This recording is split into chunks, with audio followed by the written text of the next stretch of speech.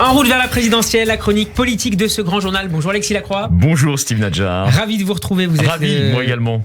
Vous êtes le directeur de la rédaction d'Actualité Juive. Et cette semaine, Alexis, vous auscultez à la loupe les résultats du sondage Kantar Epoca publié hier et qui montre que l'écart entre Emmanuel Macron et Marine Le Pen se réduit nettement au premier tour. Commençons d'abord, Alexis, par le recul du président de la République, moins 4%. 4 points. Voilà, moins 4 points, c'est donc en fait en un peu plus d'une semaine, mais c'est vrai que vous vous souvenez de ce moment béni sans doute pour la Macronie, où le président de la République se situait aux alentours de 33,5% des intentions de vote au premier tour. C'était donc il y a maintenant un mois, mais nous sommes dans un processus d'accélération générale. Il est désormais à 25%. Voilà, et donc on peut penser qu'il y a quand même un début de cristallisation, même si je parlais l'autre jour avec l'excellent Stéphane Rosès qui nous disait, au fond, il y a sans doute 30% encore du corps électoral qui n'est absolument pas décidé. Parmi eux d'ailleurs, paraît-il, beaucoup de personnes dans la France périphérique. Donc tout ça, évidemment, augure de résultats qui peuvent être en partie des surprises. Ça, c'est le premier renseignement. Alors ce sondage, il est intéressant parce que c'est une photographie qui a été publiée hier soir. Donc on est vraiment là, just on time, si vous voulez. Et ce qui apparaît en revanche aussi, et on va analyser pour Macron, c'est qu'il y a une dynamique relativement favorable pour la candidate du Rassemblement national, qui d'ailleurs ne fait pas grand-chose, ne dit pas grand-chose, mais elle engrange visiblement des suffrages. Et donc on assiste à ce qu'on appelle techniquement un resserrement des courbes, c'est le mot qui est employé par les sondeurs, les Rosès et compagnie, entre le président de la République candidat et l'ex-présidente du Rassemblement national. Donc évidemment, c'est les significations de cela qui nous intéressent, nous, dans ce commentaire avec vous. Alors on vous écoute pour expliquer justement, pas encore ce croisement des courbes, mais en tout cas le resserrement de cet écart entre les deux principaux candidats, en tout cas les deux candidats favoris. Alors comme on va souvent au fond des choses, on a eu l'occasion d'évoquer bien sûr la guerre sauvage, absolument sauvage de Poutine contre l'Ukraine, le peuple ukrainien, et on avait aussi analysé, c'est vous d'ailleurs qui aviez prononcé, je m'en souviens Steve, et c'était très opportun, l'expression d'effet drapeau autour du président de la République, qui a pris d'ailleurs une position internationale, à l'image de Bennett, dans les négociations difficiles, parce qu'on a affaire à un fou dangereux, donc c'est pas du jour au lendemain. Et c'est vrai que cet effet drapeau a joué à un moment, d'où les 33%.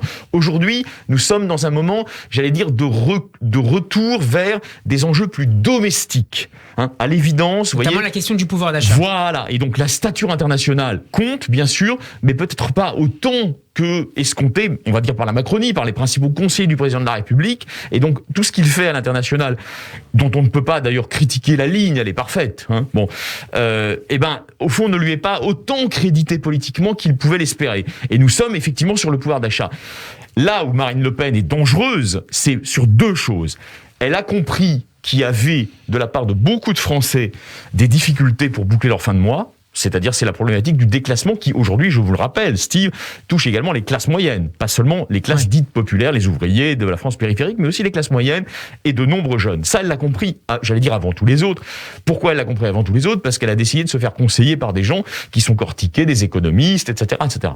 Et deux, elle a mené, alors sous le nom de dédiabolisation, une stratégie en fait déjà très ancienne, qui consiste, avec sincérité ou pas, mais à la limite, j'allais dire, en politique, on s'en fiche, qui consiste à s'approprier un certain nombre de thématiques régaliennes, républicaines, voire laïques, en triangulant un espace idéologique qui était traditionnellement celui de la gauche républicaine à la Jaurès ou à la Clémenceau.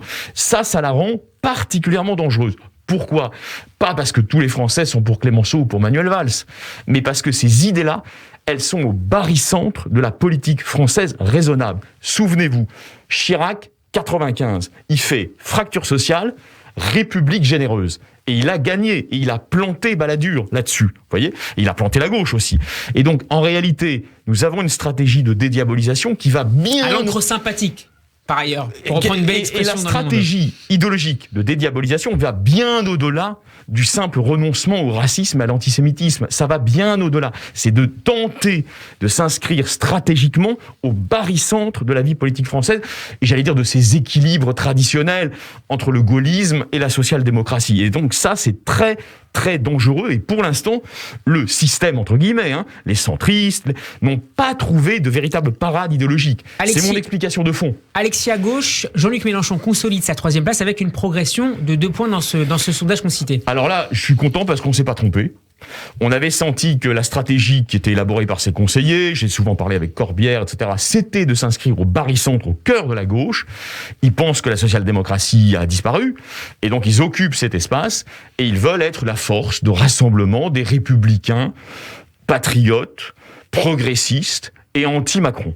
Et ils sont en train probablement de gagner ce pari-là. Alors ça ne veut pas dire que Mélenchon va être le chef de la gauche à l'avenir après de l'élection. Mais en tout cas, dans l'élection, il va être le pôle de résistance de gauche à ce qu'il considère comme étant le libéralisme de droite de Macron. Voilà. Alors je ne vous dis pas qu'il va faire 17%, peut-être qu'il fera 14%, mais en tout cas, il va coaguler ça. Alors derrière ce podium bataille serrée entre Éric Zemmour et Valérie Pécresse, même si le candidat de Reconquête devance toujours la candidate LR avec 11% contre 8% dans ce sondage. Mais Alexis, vous vouliez terminer avec Manuel Valls qui a lancé plusieurs avertissements. Alors, tragédie d'abord de Valérie Pécresse. Parti pour être élu, souvenez-vous, tous les commentateurs en décembre... Après sa victoire à la primaire. Bon, parti pour être élu contre Macron, finissant avec un Nicolas Sarkozy qui, hué par certains militants lors du dernier meeting, dit « mais elle veut finir à combien ?» Vous voyez, tragédie, c'est une tragédie politique. C'est-à-dire qu'elle était élue sur un fauteuil et elle finit sous les huées de Nicolas Sarkozy qui ne la reconnaît plus et devant rappeler Fillon qui est tout de même une personnalité contestable de la droite, c'est dramatique. Bon, voilà. Alors par ailleurs, Manuel Valls, il a un coup d'avance. On l'a dans l'actualité juive, je reviendrai avec vous demain largement là-dessus.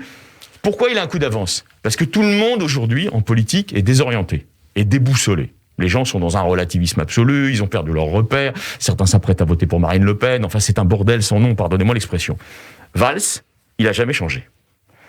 Donc ça c'est une force. Dans une époque, si vous voulez, où les gens retournent leur veste et changent de chemise tous les matins, Valls, il a des principes. La République, la laïcité, la lutte contre l'antisémitisme, contre l'islamisme, etc., etc. Et il propose à Macron, entre autres, dans l'hypothèse de sa réélection, d'ouvrir très largement, pas seulement le gouvernement, la majorité.